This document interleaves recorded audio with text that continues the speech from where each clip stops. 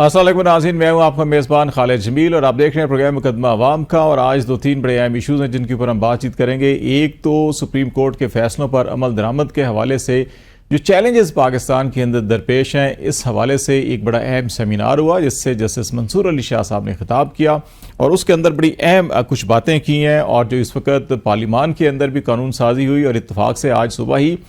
ऐवान सदर से ये अनाउंसमेंट भी हुई और फिर गजट नोटिफिकेशन भी जारी हो गया सेनेट सेक्रेटेरिएट से कि जो इलेक्शन एक्ट 2017 के अंदर तरमीम की गई थी वो अब बाज़ाब्ता तौर के ऊपर कानून बन चुका है। इसी तनाजुर में जस्टिस मंसूर अली शाह साहब ने भी आज खिताब किया और कहा कि ये हो नहीं सकता कि सुप्रीम कोर्ट के फैसलों पर अमल दरामद ना हो। ये कोई एहसान नहीं है, ये किसी के ऊपर बोझ नहीं है कि फैसलों पर अमल किया जाए ना किया जाए, बल्कि ये आईनी जिम्मेदारी है और सुप्रीम कोर्ट को आईने पाकिस्तान से ही ये इख्तियार और ताकत मिलता है कि वो फैसले करते हैं और इसको सुप्रीम कोर्ट के फैसलों को मुस्तरद नहीं किया जा सकता और ये किसी के पास ऑप्शन नहीं है कि फैसलों पर अमल ना करें और ये किसी का इस्तेहकाक भी नहीं है कि वो सुप्रीम कोर्ट के फैसलों को दुरुस्त या ठीक करे या गलत कहे। तो ये सारी चीज़ें जो है कि इसके ऊपर एक तो हम बातचीत करेंगे और दूसरा 9 मई की तहकीकात के हवाले से खैबर पख्तूनख्वा हुकूमत ने ख़त लिखा था पेशावर हाई कोर्ट को और उसके जवाब में जो ख़त आया है पेशावर हाई कोर्ट के रजिस्ट्रार को और ये कहा गया है कि जो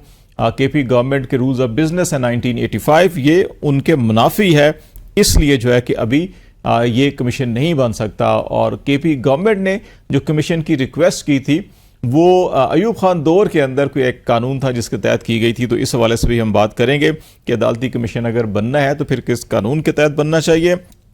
एक मामला जो है कि वो इलेक्शन का जो सबसे बड़ा इस वक्त ज़ेर बहस भी रहा है और मुख्तलिफ हल्कों का ऑडिट भी किया जा रहा है। NA 128 लाहौर का हल्का जहाँ की ऑडिट रिपोर्ट सामने आई है और इसके अंदर बड़ी वसी पैमाने के ऊपर बेज़ाब्तियाँ नज़र आई हैं, तो उनके ऊपर भी हम थोड़ा सा डिस्कस कर लेंगे। और फिर एक हमें बांग्लादेश के अंदर जो स्टूडेंट मूवमेंट जिस अंदाज के अंदर कामयाब हुई ना, वहाँ प्राइम मिनिस्टर इस्तीफ़ा देने पर मजबूर हुई, बल्कि स्टूडेंट्स की डेडलाइन के ऊपर पार्लियामेंट तहलील की गई और स्टूडेंट की डेडलाइन के ऊपर ही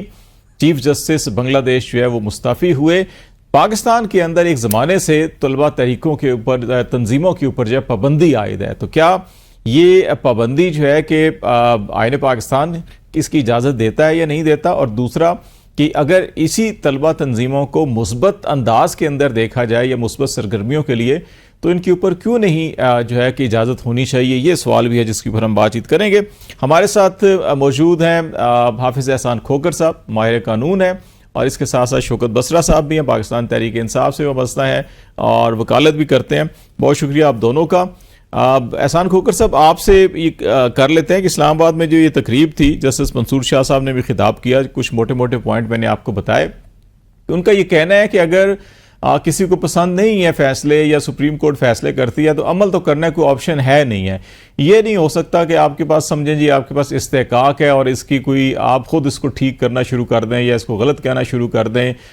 बल्कि या तो फिर आइन के अंदर जो है कि सुप्रीम कोर्ट के डिसीजंस और उसके ऊपर अमल दरामद के हवाले से जो पावर्स हैं उनको ख़त्म कर दें, आइन बदल दें, उसके बाद जो मर्जी करते फिरें। तो लेकिन जब तक आइन नहीं बदलते तो फिर तो फैसलों पर अमल करना होगा। तो ये जो स्टेटमेंट सामने आई है इस हवाले से, और फिर अब कानून भी बन चुका है इलेक्शन एक्ट का 2017 का, आज गजट नोटिफिकेशन भी हो गया, तो मखसूस नशिस्तों का मामला किधर होगा? क्योंकि अभी भी मंसूर अली शाह साहब ये कह रहे हैं कि सुप्रीम कोर्ट का एक फैसला भी रिसेंटली हुआ है, उस पर अमल दरामद में ताखीर की जा रही है। बिस्मिल्लाहिर्रहमानिर्रहीम। खालिद भाई, एक तो बात यह है कि पाकिस्तान के अंदर सिविल जज से लेके सुप्रीम कोर्ट ऑफ पाकिस्तान तक जितनी भी अदालतें हैं उनका फैसला जो है वो हर शख्स जो पाकिस्तान के अंदर है जिसके ऊपर वो फैसला किया गया है या उस कंट्रोवर्सी के मुतालिक है, उस फैसले को इम्प्लीमेंट करने के अलावा कोई आपके पास लीगल ऑप्शन नहीं है। और अगर आप उस फैसले से मुतमईन नहीं है तो आप उसकी जो नेक्स्ट अदालत है उसको चैलेंज कर दें। अगर सिविल जज है तो आप एडिशनल सेशन जज के पास चले जाएं, एडिशनल सेशन जज या सेशन जज है आप हाई कोर्ट चले जाए, और हाई कोर्ट के बाद अगर आपके पास है आप एग्रीव्ड है तो आप सुप्रीम कोर्ट चले जाए। और अगर सुप्रीम कोर्ट को फैसला कर देती है तो वो आर्टिकल 189 के नीचे जो है पूरे पाकिस्तान के जितने भी इंस्टीट्यूशंस हैं या इंडिविजुअल्स हैं उन सारों के ऊपर वो फैसला जो है वो बाइंडिंग है। हाँ, सिर्फ एक सूरत इसके अंदर होती है कि अगर सुप्रीम कोर्ट ऑफ पाकिस्तान जो है उसके अंदर रिव्यू कर दिया जाए और रिव्यू एक्सेप्ट कर लिया जाए और सुप्रीम कोर्ट ऑफ पाकिस्तान जो है और उसके ऊपर अपना एक व्यू ले ले तो फिर वो पहला फैसला अगर सेटिसाइड कर लेती है या रिकॉल कर लेती है या रिवर्स कर लेती है, तो वो सुप्रीम कोर्ट ऑफ पाकिस्तान के पास ये ऑप्शन है। ये एक कॉन्स्टिट्यूशनल या लीगल पोजीशन है, और इसके अलावा दुनिया के जितने भी डेमोक्रेटिक कंट्रीज हैं यही प्रिंसिपल, और इसके अलावा किसी भी रियासत के लिए कोई ऑप्शन नहीं है। और कई बार हमने देखा भी है कि रिव्यू के अंदर अदालतों ने अपने जजमेंट को रिव्यू करते हुए चेंज भी किया है। कई बार हमने पाकिस्तान के अंदर भी देखा, दुनिया में भी ऐसे होता है। नहीं, आप देखें ना कि आपके सामने जो रिसेंट, मैं आपको दो एग्जांपल्स देता हूं। एक एग्जांपल ये है कि जिसके अंदर आपके सामने जो है काजी फायज ईसा साहब का जब रिव्यू आया, तो वो रिव्यू जो है वो सुप्रीम कोर्ट के लार्जर बेंच ने उसको एक्सेप्ट किया। उसके बाद अभी भी आप देखें कि जो नैब की अमेंडमेंट्स है उसके ऊपर एक रिव्यू एप्लीकेशन आई थी, और रिव्यू अभी पेंडिंग है, और उसका मेरा ख्याल है कुछ दिनों के अंदर फैसला आएगा। मुमकिन है कि सुप्रीम कोर्ट ऑफ पाकिस्तान जो अपना अगली फैसला है उसको रिकॉल कर ले। उसके बाद आर्टिकल 63A का सुप्रीम कोर्ट के पास केस पड़ा हुआ है, मुमकिन है कि सुप्रीम कोर्ट ऑफ पाकिस्तान उसको रिकॉल कर ले, क्योंकि सुप्रीम कोर्ट ऑफ पाकिस्तान की ये कॉन्स्टिट्यूशन या लीगल कॉम्पिटेंसी है। अब जिस कॉन्टेक्स्ट के अंदर आपने बात की है वो है 12 जुलाई का फैसला। 12 जुलाई का फैसला जो है जब आया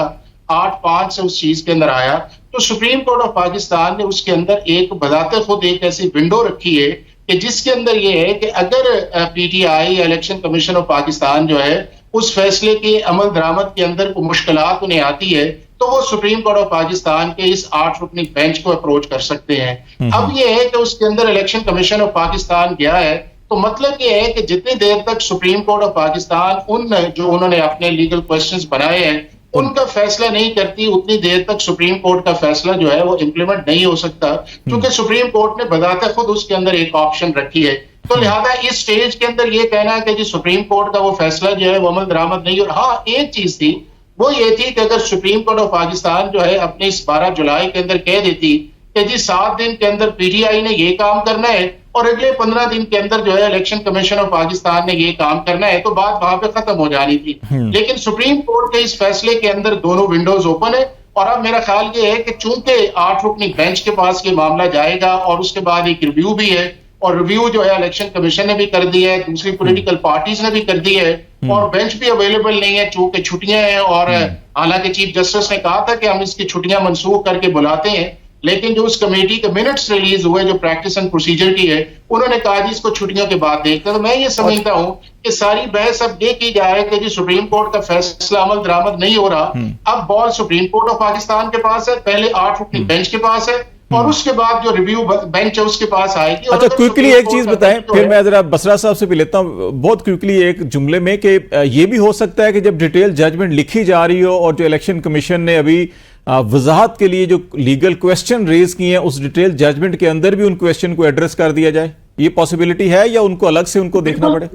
ये है बिल्कुल पॉसिबिलिटी है, और उसके अंदर दोनों पॉसिबिलिटी है खालिद भाई। एक पॉसिबिलिटी ये है कि जो आपका 2 रुकनी बेंच ने 3 अगस्त को एक फैसला किया है जिसके अंदर उन्होंने एक डिटेल्स जो है वो अपनी रीजनिंग दी है और बड़े पॉइंट्स उसके अंदर उठाए हैं। डेफिनेटली जो हमारा ये लार्जर बेंच है, 8 रुकनी बेंच जो है ये उन चीजों को एड्रेस करेगा, उनको भी कर और लेगा। दूसरी चीजें जो है कि जो क्लैरिफिकेशन के लिए सुप्रीम कोर्ट अगर उन्हें एड्रेस करती है और उस डिटेल रीजनिंग के बाद एक ऑर्डर करती है कि हमें कंप्लायंस दी जाए, तो इलेक्शन कमिशन और पाकिस्तान के जितने भी इदारे हैं उसको इंप्लीमेंट करने के बंद होगा। शौकत बसरा साहब आपकी तरफ भी आ जाते हैं इसी मामले के ऊपर कि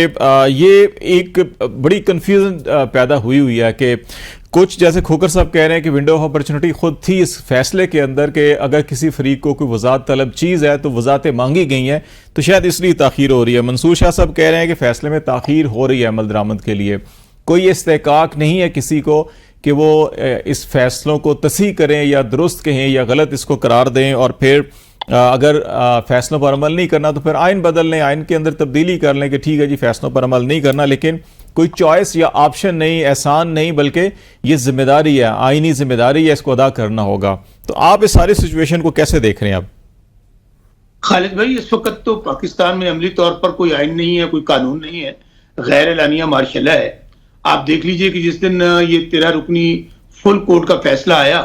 तो चीफ मिनिस्टर पंजाब जो कि खुद हारी हुई है मरियम सफदर, उन्होंने प्रेस कॉन्फ्रेंस की और अल्लाह ऐलान कहा कि ये जो 8 जजेस हैं इनके ज़मीर सो चुके हैं, इनके ज़मीर मुर्दा हैं, ये कानून और आइन के मुताबिक फैसले नहीं देते। उसके बाद जो तर्जमान है हुकूमत के वजीर इंफॉर्मेशन मिनिस्टर होते हैं अता तारड़, उनकी प्रेस कॉन्फ्रेंस निकाल लें। राना सनाउल्लाह की निकाल लें, तलाल चौधरी की निकाल लें, वो तो सरेआम धमकियां दे रहे हैं जजेस को कि हम आपके फैसले पे अमल नहीं करेंगे। और उसकी अमली शक्ल पर आप अगर इन प्रेस कॉन्फ्रेंस को और मरियम सफदर की गुफ्तगू को निकालने के बाद ये जो कानून साजी हुई है, ये अमली तौर पर जो फैसला है उसके खिलाफ कानून साजी की है इन्होंने, उस फैसले को ना मानने के लिए कानून साजी की है इन्होंने अमली तौर पर, पहले मुस्लिम लीग नून ने हमला किया था, इनके गुल्लू भट्टो ने अमली तौर पर, वो सुप्रीम कोर्ट के अंदर दाखिल हो गए थे, तो जजों ने बाथरूम में जाके जाने बचाई, पता नहीं बेचारे किस तरह बचे। चलो वो तो बहुत पुरानी बात कर रहे हैं अभी आप, अब हालात वो नहीं है, मेरा ख्याल है अब कोई हिम्मत भी नहीं करेगा। नहीं, अब देखिए अब क्या हुआ है, अब भी तो हमला हुआ है ना। अब नून लीग ने, पीपल्स पार्टी ने और एमक्यू ने मिलकर हमला किया है। इस जो काले कवानीन बनाए गए हैं, ये तो मार्शल अदवार में नहीं बनाए गए। और बिल्कुल आज चीफ जस्टिस मंजूर अली शाह साहब ने सही कहा कि भाई आपके पास ऑप्शन क्या है, वो किस कॉन्टेक्स्ट में बात कर रहे हैं। बसरा साहब अभी नहीं है वो चीफ जस्टिस, वो तो जब काजी साहब रिटायर होंगे फिर सीनियर मोस्ट। जाहिर है मैं अगले नेक्स्ट चीफ जस्टिस जाहिर वो आएंगे, उनकी बात कर रहा हूं। वो तो कानून की, आइन की बात कर रहे हैं। आप मुझे बताइए ना कि ये जो कानून साजी हुई है ये किसके फैसले के खिलाफ हुई है। अगर ये इतनी अच्छी कानून साजी थी खालिद साहब, तो 76 साल हो गए पाकिस्तान को बने हुए। आप जरा टाइमिंग मुलाजा करें, तो ये तो अमली तौर पर उन्होंने नो कहा है कि हम आपके फैसले को तस्लीम नहीं करेंगे वैसे अभी। लेकिन मैं इसमें सबसे ज्यादा कसूर खुद जी जुमला कल मेरे ज़हन में ये बात आ रही थी कि देखिए पार्लिमान को कानून साजी का तो इख्तियार है। हाँ, इस पे जरूर बात हो सकती है कि अच्छा इसको माजी के ऊपर नहीं होना चाहिए था, माजी की तरफ लेके जाएंगे तो आप सुप्रीम कोर्ट के फैसले को बेसिकली अमल ना करने के लिए, गैर मौसर बनाने के लिए किया जा रहा है। खालिद भाई, जब पहले तो एक ये जाली पार्लियामेंट है, अवाम की नुमाइंदा पार्लियामेंट नहीं है। लेकिन अगर मान भी लिया जाए तो क्या ऐसी पार्लियामेंट जिसको जाती मकासद के लिए, अपनी जाली हुकूमत को बचाने के लिए, आप आइन और कानून को पामाल करने के लिए, काले कवानीन बनाने के लिए पार्लियामेंट का इस्तेमाल करेंगे, तो वो तो आइन और कानून भी आपको इजाजत नहीं देता। और दूसरी बात, इसका जिम्मेदार सबसे ज्यादा मैं चीफ जस्टिस काजी फाइसा को समझता हूं। आप देखिए ना, जो जजेस जिन्होंने इंसाफ देना है वो कह रहे हैं कि हमें इंसाफ चाहिए, वो कह रहे हैं कि हमें थ्रेट किया जा रहा है, हमारे घरों में कैमरे लगाए जा रहे हैं, हमारे बच्चों को अगवा किया जा रहा है, हम कोई फैसला देते हैं तो कहते हैं गन पॉइंट पे फैसला तब्दील किया जाए। और वो खत जब उन्होंने लेटर लिखा चीफ जस्टिस काजी फाइसा को, बजाय इसके कि वो उस पर सो मोटो लेके खुद टेकअप करते, उन्होंने वही हुकूमत जो उनको धमका रही है, डरा रही है, उनको कह रही है कि फैसले वाली वर्जी के मुताबिक दे, उनको कहा कि जी आप कोई कमीशन बना दें। तो ये तो चीफ जस्टिस काजी फाइसा का रवैया है। और फिर आप ये देखें कि 2 सुप्रीम कोर्ट के जजेस जिनका इख्तिलाफी नोट आया है, सुभान अल्लाह, मैं तो समझता हूं कि इनको फौरी तौर पर इंटरनेशनल कोर्ट ऑफ लॉ में भेजना चाहिए दोनों जजेस को। बसरा साहब इतना दूर ना जाए बसरा साहब। सर एक फिक्रा भाईजान, एक फिक्रा कहने हैं। वो क्या कह रहे हैं, वो कह रहे हैं कि जो सुप्रीम कोर्ट का फैसला आया है इस पे हुकूमत अमल ना करे, इस पे इदारे अमल ना करें। तो मुझे बताइए इससे ज्यादा बनाना रिपब्लिक और क्या होती है कि आपके 11 जजेस इंक्लूडिंग चीफ जस्टिस काजी फाइसा कहते हैं कि मेरे फैसले की गलत तशरीह की गई, बजाय इसके कि ये पार्लियामेंट आर्टिकल 6 लगाती चीफ इलेक्शन कमिश्नर पर, और वो काले कवानीन बना रहे हैं उस फैसले को रोकने के लिए। तो मैं ये समझता हूं तसादम की सूरत हाल है। लेकिन इंशाल्लाह पूरी कौम जो है, मैं समझता हूं कि वो इस वक्त जाग चुकी है, पूरी कौम इमरान खान के साथ खड़ी है। ये किसी किस्म का एडवेंचर करेंगे हम, वो आजाद जजेस, अच्छा, वो इंसाफ पसंद जजेस जो कानून और आइन की बात कर रहे हैं, पूरी कौम उनके साथ खड़ी होगी। अच्छा, मुझे एक चीज बसरा साहब, एक चीज मैं और भी लेना चाह रहा हूं। ये तो मामला ये हो गया, मैं जरा 9 मई की तरफ भी लेके आना चाह रहा हूं, जहां पे मुझे ये लग रहा है कि केपी गवर्नमेंट से शायद टेक्निकली एक गलती हुई है कि खोकर साहब इस पे अपना इनपुट देंगे कि केपी गवर्नमेंट ने अपनी केपी असम्बली की करारदाद और उसके बाद फिर जो उनकी सूबाई काबीना का फैसला हुआ उसके तनाजुर में ख़त लिखा कि chief justice Peshawar high court को कि आप 9 मई की तहकीकात के लिए एक अदालती कमीशन कायम करें। अब जो ख़त लिखा वो गालबन कोई अयूब खान के दौर के कोई कानून या कोई रेगुलेशन थी, उसके तहत वो ख़त लिखा गया था। और आज पेशावर हाई कोर्ट की जानिब से जो जवाब दिया गया एडवोकेट जनरल को, ये कहा गया कि जो केपी गवर्नमेंट के रूल ऑफ बिजनेस है 1985 के, ये उसके मुनाफी है। तो आप नहीं समझते कि गवर्नमेंट को जो है कि देखना चाहिए था कि अगर अयूब खान के दौर में किसी कानून का सहारा ले रहे हैं, तो अब तो 1973 के बाद तो बहुत से कवानीन बन चुके हैं। एक्ट ऑफ कमीशन जो होता है वो भी एक है जिसके तहत एक्ट बनते हैं, तो उसका सहारा लेते तो ज्यादा बेहतर नहीं था? खालिद भाई, पहली बात तो 9 मई की जो बात आपने की, 9 मई के जिम्मेदार वही हैं जो हमें सीसीटीवी फुटेज नहीं दिखा रहे और जो 9 मई पर जुडिशियल कमीशन नहीं बना रहे, वो असल में जिम्मेदार है 9 मई के। अब रही बात केपी गवर्नमेंट की, तो मैं समझता हूं कि मुझे इसकी तफसील का अंदाजा नहीं है। बिल्कुल आप दुरुस्त कह रहे हैं, अभी तो चीफ मिनिस्टर का ये इस्तेहकाक है कि वो लेटर लिखेंगे और चीफ जस्टिस उसको वो नहीं कर सकते, उसको रिजेक्ट नहीं कर सकते, वो बाउंड है कानूनी और आईनी तौर पे। हो सकता है कहीं पे कोई गलती हो गई हो, तो अगर गलती हुई है तो हम दोबारा, मैं समझता हूं, उसको करेक्ट करके, ये बहुत जरूरी है कि 9 मई की हमारी एप्लीकेशन पड़ी हुई है सुप्रीम कोर्ट के अंदर कि हमारा उसके ऊपर जुडिशियल कमीशन बनाया जाए। चीफ जस्टिस काजी फैसला नहीं बना रहे, और चीफ जस्टिस काजी फैसला क्या कह रहे हैं, प्रोसीजर एक्ट के अंदर अभी बता रहे थे एहसान साहब, उन्होंने कहा छुट्टियां मनसूख करें और फौरी तौर पर रिव्यू ले लें। ये तो हमें ये समझ नहीं आ रही कि अगर पाकिस्तान की इस वक्त, जो मेरी समझ में आता है ना जी, चीफ जस्टिस काजी फायजीसा जो हैं, जिन्होंने कानून और आइन पर अमल करवाना है, उनके जो कॉन्ट्राडिक्टरी फैसले हैं, जहां पे पिक एंड चूज है, जहां पर पार्टियां देखकर, चेहरे देखकर, लीडर देखकर इंसाफ दिया जा रहा है, इसीलिए इस वक्त पाकिस्तान के अंदर वो ये जो हुकूमत, जो जाली हुकूमत है, अगर इनका नोटिस ले लिया होता, 8 फरवरी का जो इलेक्शन फ्रॉड हुआ है, अतर मिनल्ला साहब ने कहा दौरान समात कि उसको टेकअप करें, जो दरखास्त पड़ी है वो इलेक्शन पे जरा ये ब्रेक के बाद हम आपकी तरफ आएंगे। मैं जरा इस पे कमीशन के ऊपर खोकर साहब से भी ले लूं। खोकर साहब, ये जो अदालती कमीशन का क्याम होता है, इसका तो बाकायदा एक्ट भी है, पाकिस्तान में कानून भी है, तो ये आप समझते हैं कि वाकई टेक्निकली ये अगर बनना चाहिए तो फिर किस एक्ट का सहारा लेना चाहिए? और ये रूल ऑफ बिजनेस जो है कि 1985 और फिर जो अयूब खान दौर का कानून है, इसके अंदर फर्क क्या है कि क्या गलती कहां पे हुई केपी गवर्नमेंट को, इसको कैसे ठीक कर सकते हैं? ये खालिद भाई, एक तो ये है कि हमारा आर्टिकल 141, आर्टिकल 142 और आर्टिकल 143 जो है, वो पाकिस्तान की फेडरल गवर्नमेंट की जुरिस्डिक्शन को भी डिफाइन करता है और पाकिस्तान की प्रोविंशियल गवर्नमेंट की जुरिस्डिक्शन को भी डिफाइन करता है। और उसके अंदर ये है कि फेडरल गवर्नमेंट जो है, उसके लॉज जो है वो एक अपना उसका एक कॉन्टेक्स्ट है, और प्रोविंशियल गवर्नमेंट्स जो है वो कोई भी ऐसा कानून नहीं बना सकती या कोई ऐसा काम नहीं कर सकती जो फेडरल लॉ से रिलेटेड है। और अगर दोनों को काम करते हैं तो जो फेडरल लॉ है वो प्रिवेल अपॉन करेगा और जो प्रोविंशियल गवर्नमेंट का लॉ है वो सेट असाइड कर दिया जाएगा। अब इस केस के अंदर ये है कि जो आपका सारा प्रोसेस हुआ है 9 मई के अंदर, वो आपके 2 लॉ है। एक आपका आर्मी एक्ट है, उसके अंदर चीजों को ट्राई किया गया है, और दूसरा अगर वो फेडरल लॉ है जो आपके कॉन्स्टिट्यूशन के अंदर भी, आपके शेड्यूल के अंदर भी है, आर्टिकल 8 के अंदर भी है, तो उसके अंदर एब्सोल्यूट जुरिस्डिक्शन जो है वो प्रोविंशियल गवर्नमेंट की नहीं है कि वो कोई ऐसा रेफरेंस भेजे हाई कोर्ट के पास। और हाई कोर्ट भी आर्टिकल 192 के नीचे जो है वो सिर्फ उन्हीं चीजों का कॉग्निजेंस ले सकता है जो उसकी जुरिस्डिक्शन के अंदर आए। अब जो 9 मई का इंसिडेंट है, ये आपका पाकिस्तान आर्मी एक्ट के नीचे आया है,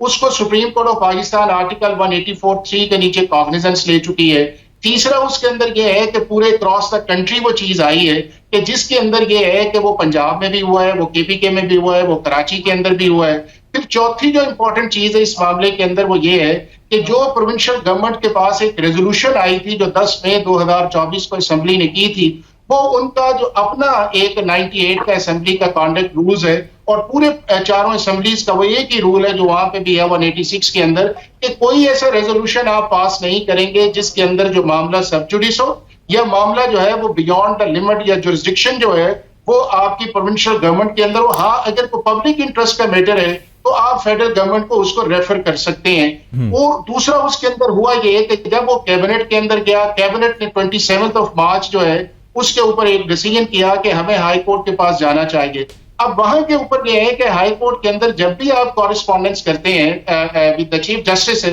तो वो आपका एक लॉ डिपार्टमेंट है वही करता है उस चीज के अंदर, और वही आपका 1985 है जिसकी तरफ इशारा किया गया है रूल्स ऑफ बिजनेस का। अब यहां हुआ यह है कि जो प्रोविंशियल कैबिनेट का फैसला था वो एडवोकेट जनरल ऑफिस को कन्वे किया गया, और एडवोकेट जनरल ऑफिस ने अपने लेटर हेड के ऊपर उसको चीफ जस्टिस को लिखा, रजिस्ट्रार को लिखा कि जी आप इसके ऊपर एक कमीशन बनाए। और उस कमीशन का इंटरेस्टिंगली ये है खालिद कि ना रेजोल्यूशन के अंदर उसके टीओआरस डिफाइन है, ना कैबिनेट ने उसके टीओआरस डिफाइन किए हैं, और ना ही एडवोकेट जनरल ऑफिस ने उसके टीओआरस जो थे वो चीफ जस्टिस ऑफिस को या पेशावर हाई कोर्ट को कन्वे किए थे। अब ये है कि इसके अंदर नंबर 1 ये है कि ना हाई कोर्ट की जुरिस्डिक्शन है कि इस मामले को प्रोब करे या इस पर इंक्वायरी कमीशन बनाए, ना प्रोविंशियल गवर्नमेंट की जुरिस्डिक्शन इसके अंदर आती है, और ना ही उसका मैंडेट है एडवोकेट जनरल ऑफिस का कि अगर कोई कॉरेस्पॉन्डेंस होनी थी तो वो थ्रू लॉ डिपार्टमेंट आनी थी, जिसको टेक्निकल फर्स्ट ग्राउंड के ऊपर ही रजिस्ट्रार ने उसे डिसमिस कर दिया कि जी 185 के अंदर एडवोकेट जनरल ऑफिस हमारे साथ कम्युनिकेट नहीं हो कर सकता। जरा हम ब्रेक ले लेते हैं।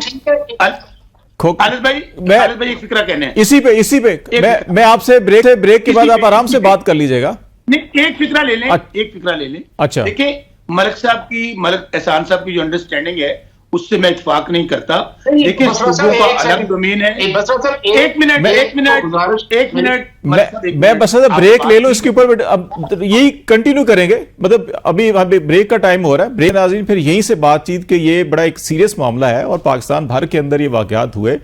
और इनका एक लॉजिकल कंक्लूजन होना चाहिए। बिल्कुल इसके ऊपर इनकार नहीं है, होना कैसे चाहिए और इसके अंदर क्या टेक्निकलिटीज हैं और उनको एड्रेस करना चाहिए। हम इसको कंटिन्यू करेंगे ब्रेक के बाद, हमारे साथ रहिएगा।